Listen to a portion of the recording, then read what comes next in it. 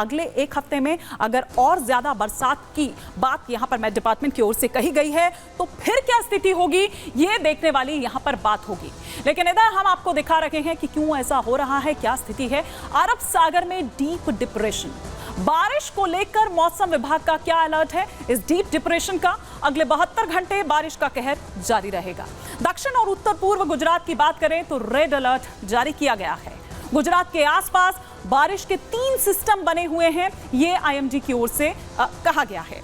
अरब सागर में बना है बारिश का डीप डिप्रेशन, ये दबाव और अरब सागर से कच्छ की खाड़ी की ओर ये बढ़ेगा। सौराष्ट्र कच्छ के जिलों में भारी बारिश के आसार है। इस दबाव का असर राजस्थान और मध्य प्रदेश पर भी पड़ेगा। तो ये डीप डिप्रेशन जो है उसका असर राजस्थान और मध्य प्रदेश तक भी होता हुआ नजर आएगा। अनूप हमारे सहयोगी हमारे साथ बने हुए हैं। अनूप, आईएमडी की तरफ से जो ये अलर्ट जारी किया गया है ये डरा रहा है, ये बता रहा है कि किस तरह से एक बार फिर से वैसे ही क्या स्थिति होने वाली है जब 2014 में 80% हिस्सा डूब गया था। बिल्कुल, और वो डर जो है वो आम लोगों के चेहरे पर भी था। हिमानी, जब हम लोगों से बातचीत कर रहे थे, छतों पर खड़े थे, इंतजार कर रहे थे मदद का, सेना मदद लेकर पहुंची थी हमारे जरिए और उनको राहत पैकेट भी बांटे गया। जिस डर का आप बात जिक्र कर रहे हैं वो डर सौराष्ट्र के लिए है, क्योंकि बड़ोदरा में कहा गया कि ऑरेंज अलर्ट जो था उसे हटा लिया गया है। यानी अब जो खतरा है येलो अलर्ट, ऑरेंज अलर्ट जिसका जिक्र आप कर रहे हैं, सौराष्ट्र के लिए है। और कहा यह जा रहा है कि जामनगर, पोरबंदर, द्वारका जो इलाके हैं, इन इलाकों में भारी बारिश की संभावना जताई जा रही है। कल रात की बात करें तो कल रात बताया जा रहा था कि जामनगर के आसपास द्वारका के नेशनल हाईवे के ऊपर से पानी बह रहा था और पानी इतना तेज था कि लोगों को जाने से भी रोक दिया गया था।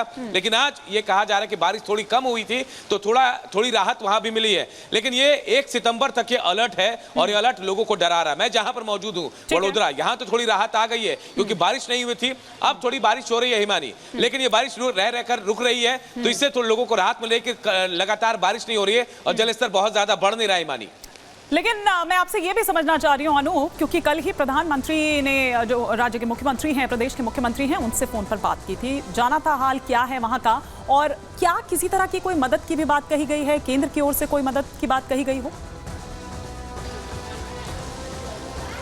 देखिए, प्रधानमंत्री ने अपने तरफ से आश्वस्त किया है कि जो मदद चाहिए राज्य सरकार को वो उसके लिए तैयार है। और देखिए, सेना भी पहुंची है। आप समझिए कि आप एसडीआरएफ है, एनडीआरएफ है, सेना है, एयरफोर्स के लोग हैं, तटरक्षक के लोग हैं, तमाम लोगों को उतार दिया गया है और जहां जरूरत पड़ रही है हेलीकॉप्टर से भी रेस्क्यू किया जा रहा है। द्वारका की वो तस्वीरें भी हमने दर्शकों को दिखाई है और जहां जैसी जरूरत पड़ रही है, अहमदाबाद से जो टीमें लाई गई है, सेना के जवानों की यूनिट लाई गई है, तमाम लोग रेस्क्यू में लगे हुए हैं। यानी कहीं से भी कोई कोर कसर नहीं छोड़ा जा रहा है। इस आपदा में लोगों को बचाने के लिए ज्यादा से ज्यादा लोगों के जान माल का नुकसान ना हो, इसकी कोशिश की जा रही है और ये कोशिश कहीं ना कहीं प्रधानमंत्री के फोन के बाद ज्यादा एक्टिव होती नजर आई है हिमानी। ठीक है, लेकिन अनूप आप भी बहुत ख्याल रखिए अपना।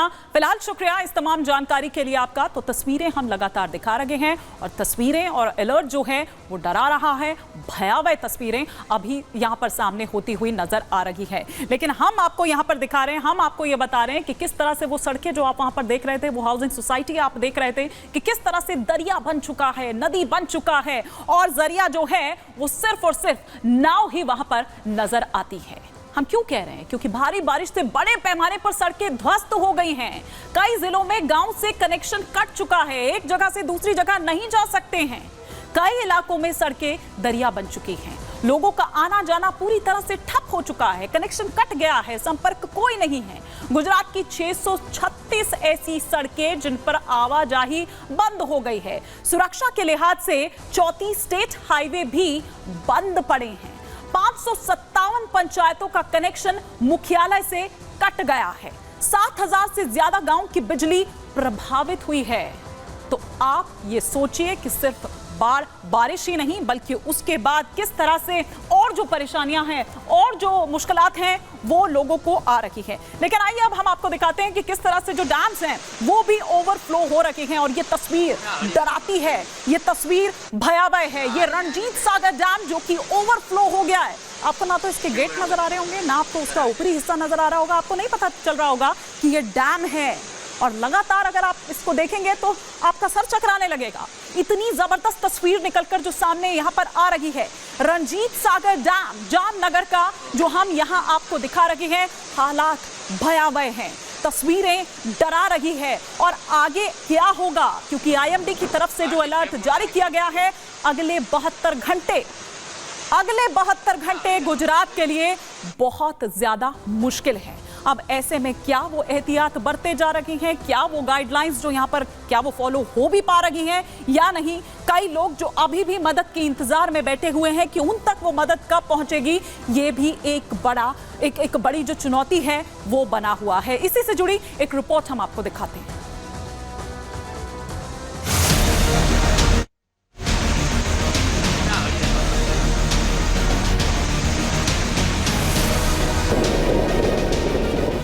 गुजरात में आसमानी आफत ने हाहाकार मचाया हुआ है। गुजरात के 33 में से 11 जिले बुरी तरह से बाढ़ की चपेट में आ गए हैं। जो 22 जिले बचे हैं, वहां भी मौसम विभाग ने येलो अलर्ट जारी किया है। 48 घंटों से हो रही लगातार बरसात ने लोगों को संभलने का मौका नहीं दिया। नदियां उफान पर हैं, डैम ओवरफ्लो हो गए हैं। जिन सड़कों पर गाड़ियां रफ्तार भरा करती थी, वहां अब रेस्क्यू टीमें नाव के जरिए लोगों को बचाने की कोशिश कर रही है। मौसम विभाग के अधिकारियों के मुताबिक राज्य के कई हिस्सों में बुधवार से लगातार भारी बारिश जारी है और आगे भी ऐसी ही बरसात की उम्मीद है। उधर रेस्क्यू टीम की बात करें तो अब तक बाढ़ प्रभावित इलाकों से करीब 17,800 लोगों को सुरक्षित जगहों पर पहुंचाया गया है। गुजरात के जामनगर में रणजीत सागर डैम ओवरफ्लो हो गया है, जिसके चलते निचले इलाकों को खाली कराया गया है। विश्वामित्र नदी में बाढ़ आने से कई इलाकों में पानी भर गया। भारी बारिश के कारण जामनगर द्वारका हाईवे पर जाम लग गया। कई इलाकों का कनेक्शन स्टेट हाईवे से टूट गया। अभी पिछले 2 या 3 दिन से काफी भारी मात्रा में बारिश हुई है और जिसके चलते आज द्वारका प्रशासन ने हमारी टीम को खंबालिया से होते हुए और रवल गांव में कुछ रेस्क्यू के लिए जाने के लिए निर्देशित किया है।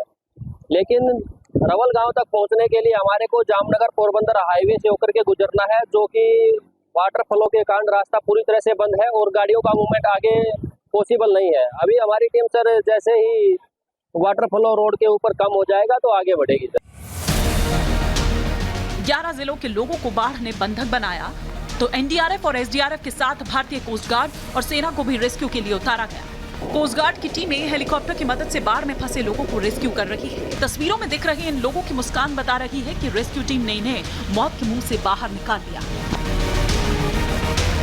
राज्य के मुख्यमंत्री लगातार हालात पर नजर बनाए हुए हैं। गुजरात के कई हिस्सों में बाढ़ जैसी हालात बनने पर प्रधानमंत्री नरेंद्र मोदी ने गुजरात के मुख्यमंत्री भूपेंद्र पटेल से फोन पर बातचीत कर हालात का जायजा लिया और इस संकट से निपटने के लिए राज्य को केंद्र की ओर से हर संभव सहायता का आश्वासन दिया। बुधवार को सौराष्ट्र क्षेत्र के देवभूमि, द्वारका, जामनगर, राजकोट और पोरबंदर जैसे जिलों में 50 मिलीमीटर से लेकर 200 मिलीमीटर तक बरसात हुई। गुजरात के मोरबी में भी जामनगर जैसे ही हालात थे।